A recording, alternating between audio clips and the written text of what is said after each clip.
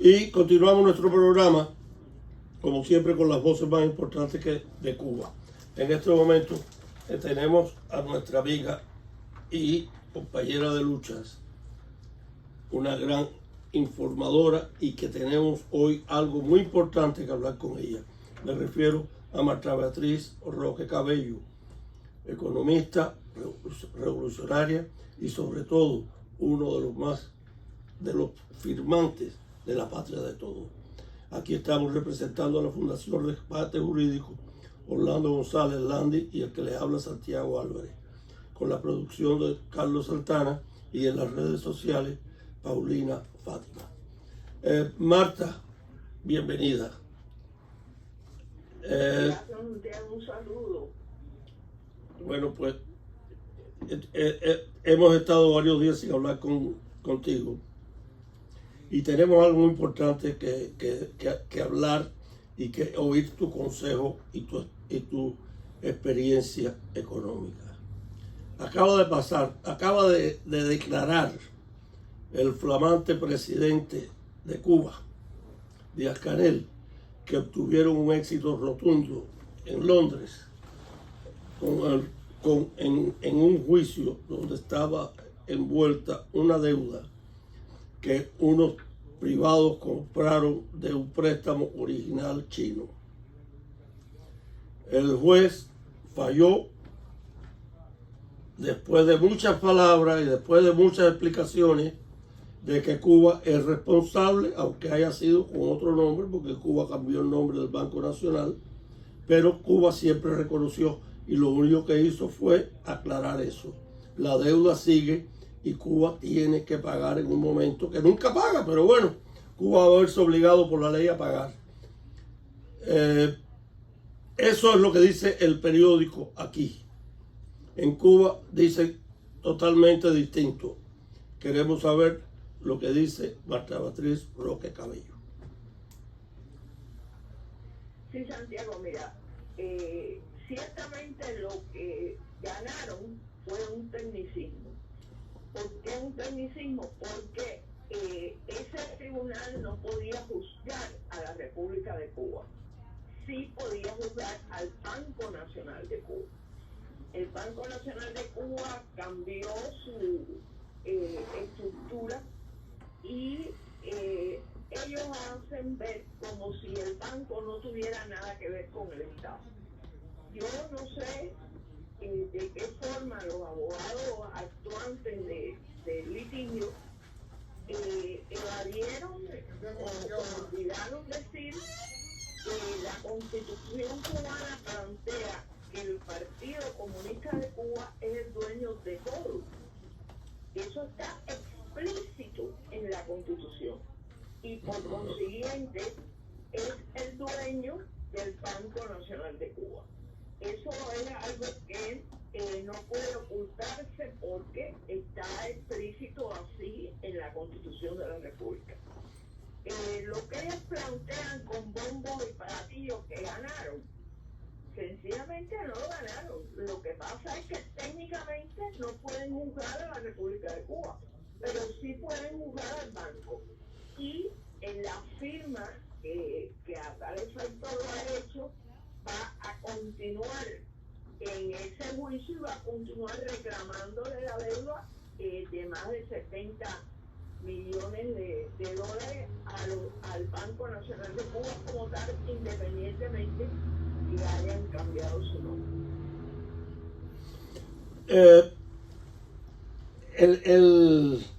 El análisis que nosotros leemos aquí es un poco más explícito y dice que Cuba no ha ganado nada, que de todo modo, a pesar del cambio de nombre, ellos siguen con la deuda y que el juicio va a continuar, como tú dijiste, es un tecnicismo. Y esto fue una audiencia, como decía, preliminar, que era precisamente para saber si se iba a continuar o no el juicio. Cuba quitó el nombre de Cuba como deudor, pero quedó el nombre del Banco Nacional, que como tú dices, el Banco Nacional firmó representando a Cuba y todavía sigue siendo responsable de la deuda. Eso es lo que yo entiendo. Sí, correcto. Eso mismo es. Los acreedores, pues sencillamente continúan la reclamación. Esto ha sido un primer paso en el que solo se ha perdido el hecho de que no se puede ir contra la República de Cuba. Solo se puede ir contra el Banco Nacional de Cuba.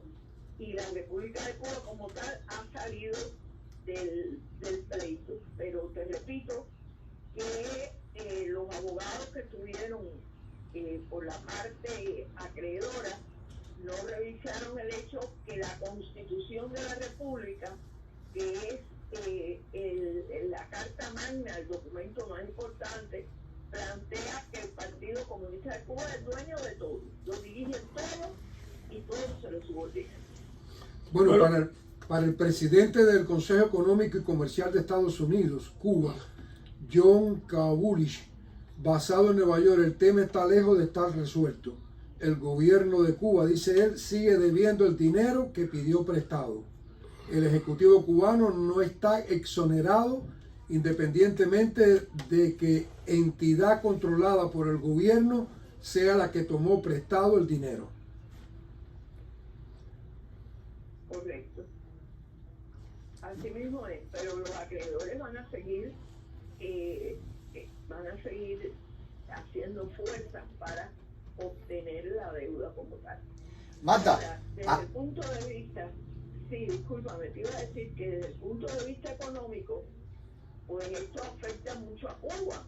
Yo no sé qué victoria pírrica es la que han obtenido, porque las empresas que serían capaces de prestarle dinero y que en estos momentos casi nadie les presta, bueno, pues al ver este juicio y al ver esta solución y la falta de respeto de que la dictadura cubana se quiera reír de sus acreedores, sencillamente pues se le van a ir cerrando más las puertas todavía de lo que ya las tienen cerradas, porque esto es un mal ejemplo para las personas que pueden financiarle cualquier tipo de Exactamente. Ellos mismos están quemando sus naves. Pero yo creo que yo sé lo que ellos están tratando de hacer. Y yo lo analizo pensando que ellos quieren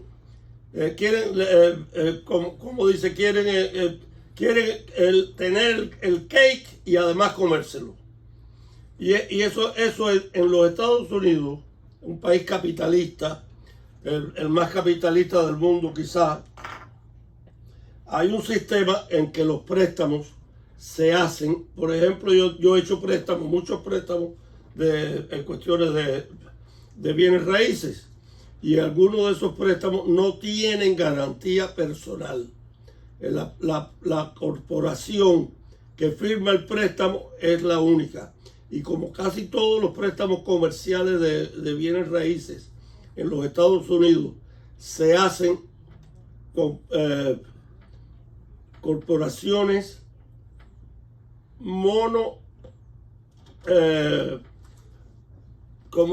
bienes con bienes únicos, no multibienes.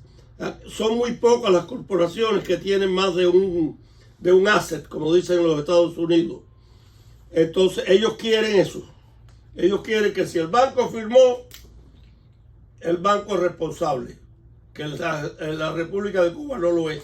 Pero tú en este caso sabes mucho más que los abogados, porque conoces una cosa que aparentemente ellos no han estudiado, que es la Constitución de Cuba.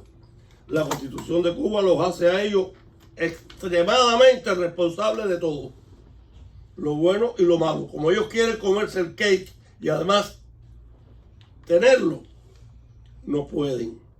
Las cortes es una cosa y lo que ellos quieren y las mentiras que ellos dicen es otra.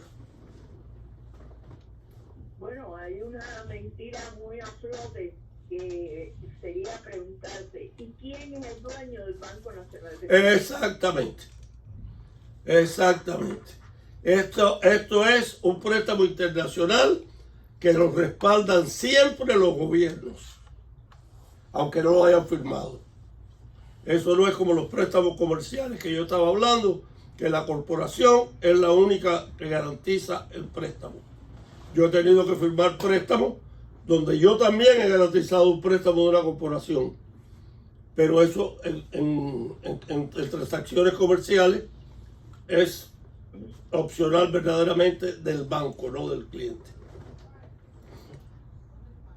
Marta, ellos una vez más ponen de manifiesto lo que la gran consigna de ellos, convertir los reveses en victoria. Ellos tratan de engañar al pueblo cubano y que la gente escuchen simplemente lo que ellos dicen y su historia. No hay una segunda versión con ellos jamás. Bueno, viste lo que pasó con los peloteros, perdieron y en Cuba lo declararon victorioso. Sí, Marta. exacto. Esa es una técnica que utilizaba Fidel Castro y que se mantiene todavía vigente, de convertir el revés en victoria. Y eso lo hacen siempre, o sea, ellos tratan de engañar al pueblo de Cuba a través de los carios que tienen por ahí diciendo noticias y hablando acerca del problema. Este muchachito Humbertico, que todo el mundo le dice Humbertico, pues ha dicho que la historia es igual que la de Juan y Pedro, y se ha dado la garantía personal de explicar por televisión que Juan y Pedro hicieron un negocio y un tercero se metió en el negocio, y bueno, pero ya el negocio no era de Juan y Pedro, etcétera.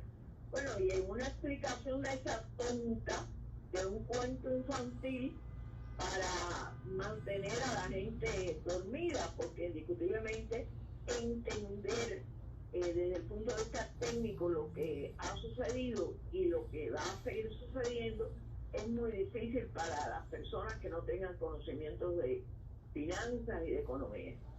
Y en esencia, Marta, ya para resumir esta conversación contigo, Cuba sigue debiendo el dinero y lo que queda por delante es una larga batalla legal.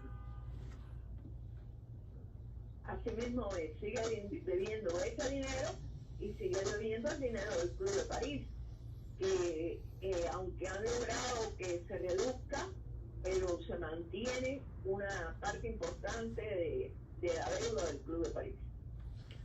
Cuba está haciendo exactamente lo mismo que hacen muchos inversionistas en los Estados Unidos: prolongar el proceso.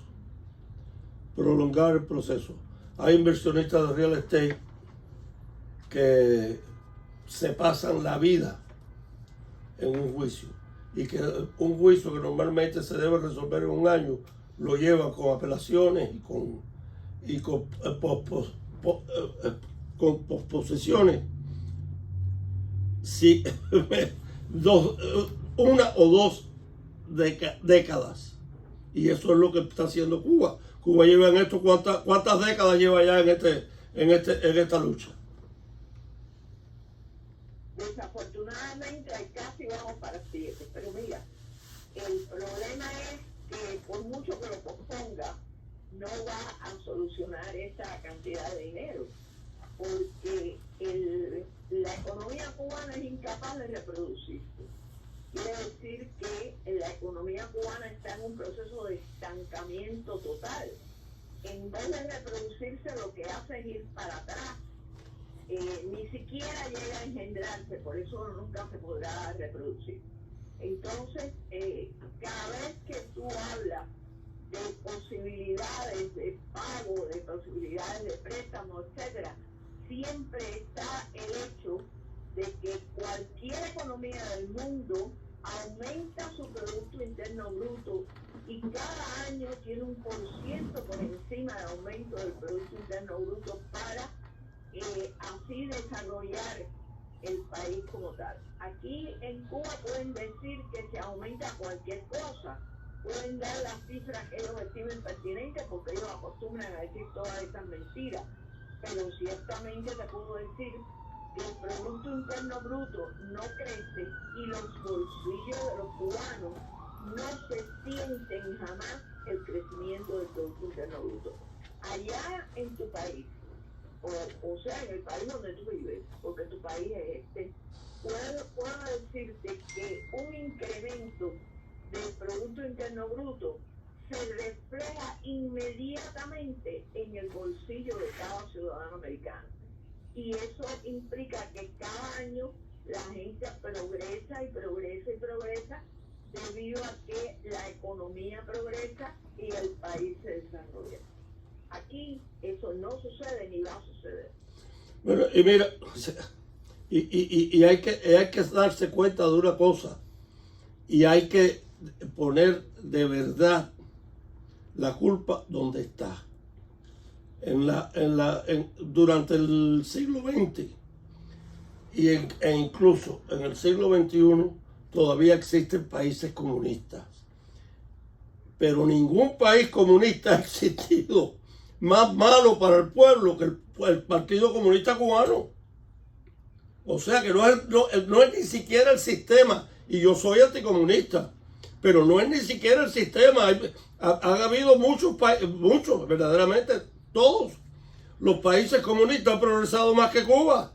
El país comunista más malo del mundo ha sido Cuba, pero no es porque el sistema siendo malo sea lo que lo ha causado. Lo que ha causado son los Fidel Castro, los Raúl Castro, y todos los que están todavía en el poder.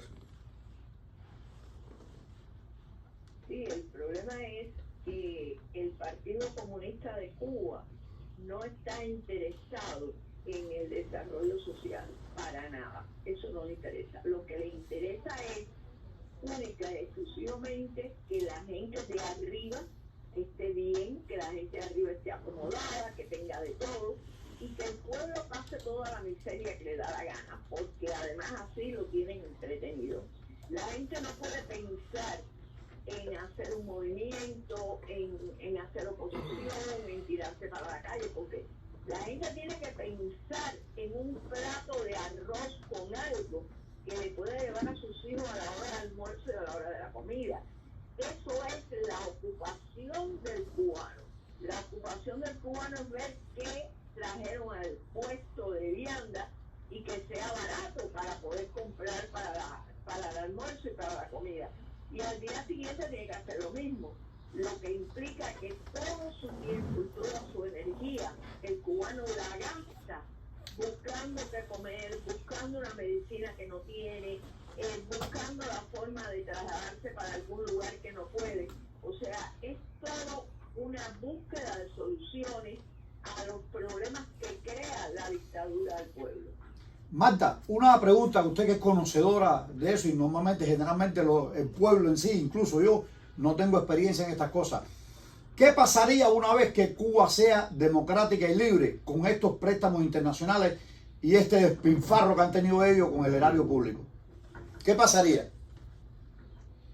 Mira, Landy, eso es muy difícil de predecir porque existe la posibilidad de que haya acuerdos con las compañías, de que la gente pueda pagar incluso. Pero sí te puedo asegurar que con una Cuba democrática, con una Cuba con una economía de libre mercado, esos préstamos ni siquiera van a asomar la cabeza, porque el desarrollo va a ser muy, muy rápido, ya que aquí están frenadas todas las posibilidades de desarrollo, porque las frena el propio Partido Comunista, tratando de mantener el poder, tratando de mantener el control sobre las personas y sobre las cosas.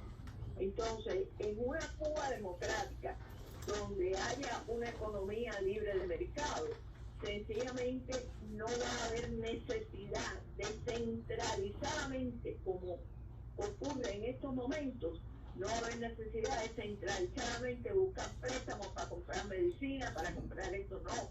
Eso va a salir al mercado a partir del hecho de que los libres productores pues se establezcan en Cuba y puedan revolucionar totalmente esta economía que no funciona.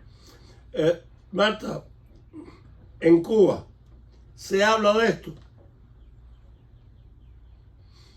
No se habla de esto. Nadie ha oído ni siquiera lo que dijo Díaz Canel, ¿no? No, para nada. En Cuba no se habla de esto. En Cuba de lo que se habla es qué vino, qué hay, qué conseguiste. Eso es lo que se habla aquí. Eso es lo que se habla en una parada donde el transporte no llega y la gente se hace amiga en la parada de las horas que tiene que estar esperando un ómnibus. La gente solo habla de los problemas materiales. Incluso las personas en las paradas se intercambian cosas y se ponen a hablar de enfermos y no, si yo no tengo una aspirina. Yo he visto sacar a una señora de su cartera 2 o 3 aspirinas para regalársela a una persona que iba a tratar de poner una boda, pero ya a casa de alguien a conseguir una aspirina para su mamá que tenía fiebre. Bueno, Marta, desgraciadamente nuestro tiempo es limitado, pero como siempre ha sido un placer y un momento muy informativo, tanto para nosotros como para el pueblo cubano, tanto en Cuba como en el exilio. En el futuro no muy lejano volveremos a estar contigo con un poco más de tiempo.